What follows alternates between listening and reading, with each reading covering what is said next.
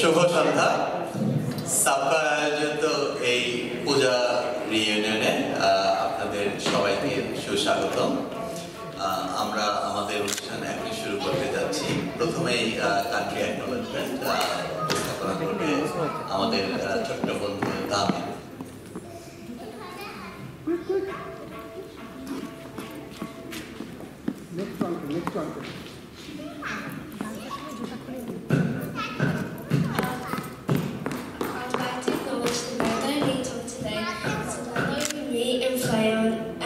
We'd like to acknowledge that the Ghana people are the traditional custodians of the land we meet on today.